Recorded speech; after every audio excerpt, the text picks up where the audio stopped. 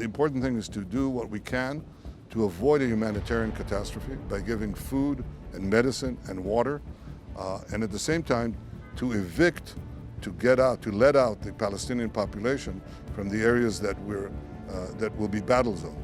And the thing that's blocking that is Hamas at gunpoint that tells them, you stay in the places where we're going to fight. We tell them leave, they tell them stay. Prime Minister, thank you for doing this. My pleasure. Welcome to Israel. Well, I'm so proud to be here, and I've been spending a lot of time talking about Israel, so to be here and to have the honor of sitting with you is amazing. There are some people that want an explanation for how October 7th happened, and some have given explanations, some in the military, some from the political side. Are they owed an explanation? Have you given an explanation to the people of your point of view? I think we're going to have to give a thorough explanation, and I think we're going to have a thorough examination once the war ends of exactly what happened, how it happened, and who made it happen. That's something that you have to do. But I think right now our goal is one, to achieve victory. We cannot, there's no substitute for victory. There is no substitute. We can get into this discussion, and we will, but right now we have to win. Was there a military failure here? Was there a political failure? There were failures, obviously. First of all, government. The government's first responsibility is to protect the people. That's the ultimate enveloping responsibility, and the people weren't protected. We have to admit that. Do you hold yourself to that standard, that you failed in some way? I hold myself and everyone on this. I think we have to examine how it happened. What was the intelligence failure? What was the military failure? We can delve into it, but I think the important thing right now is to make sure that we don't have another failure, because the greatest failure would be, we've recovered from this attack. After this horrible murder, we went right into the counterattack. Now the question is, our greatest failure will be if we don't complete it. If we allow these murderers to be there and to get control of Gaza again, that will be inexcusable. And I'm focused right now on achieving this victory. If there are 3 or 4 battalions left, and I have no doubt that you will overcome those 3 or 4 battalions, or however many are left, I have no doubt that your resolve is to the core and that they will be wiped out. What happens to Palestine, the Gaza Strip, the day they're gone? I think we'll have to assure continuous demilitarization, because even if you destroy the terrorist army, you can have individual terrorists left. We have to root them out constantly. We'll probably have to have some kind of civilian government, civilian administration by Gazans who are not committed to our destruction. Possibly, I think, with the aid of the United Arab Emirates, Saudi Arabia, and other countries that I think want to see stability and peace.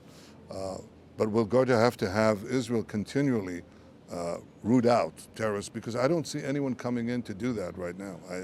Frankly, if I would, I'd love to, because I'd love to see that, but I don't see it. So we'll continue to take action against the remnants of the terrorist army. But you'll immediately start to alleviate the humanitarian crisis when you can. We're doing it now.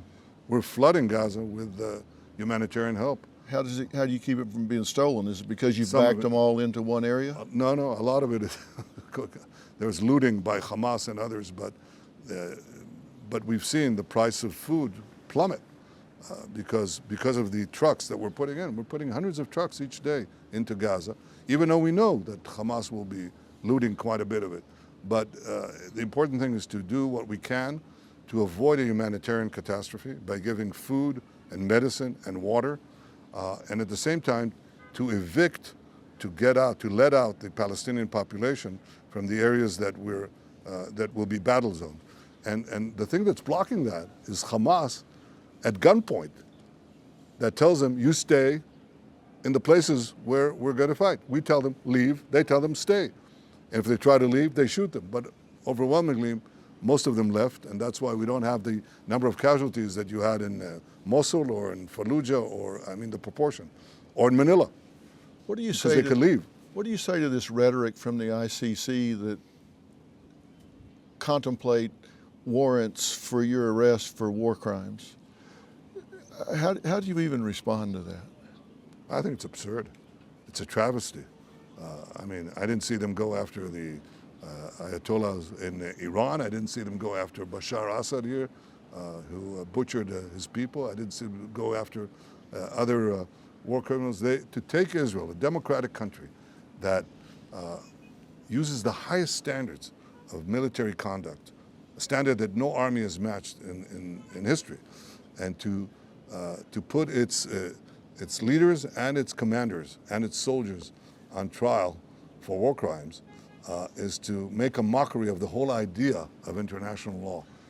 Well, you're not under their jurisdiction anyway, but Yes. if you even read their charter, they say that they cannot intercede where a country has its own self-policing, Yes, it's which clearly Israel does at the highest standard. I think we have the most independent judiciary on the planet. Of course. Okay, so it's absurd in any way you So look they at violate their own charter Yes. by even talking about it.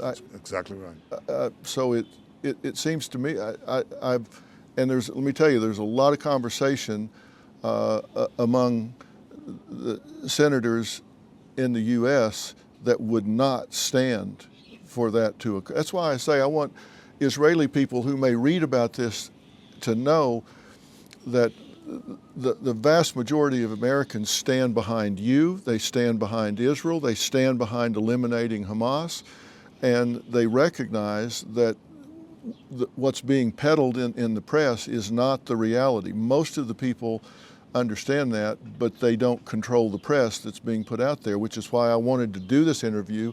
I wanted to get this said so people understand the truth and that you and I can have an open exchange about this. Well, I welcome the fact that you're doing this, because I think what we expect from decent people everywhere is to stand up for the truth, stand up for our common values, which are under terrific assault.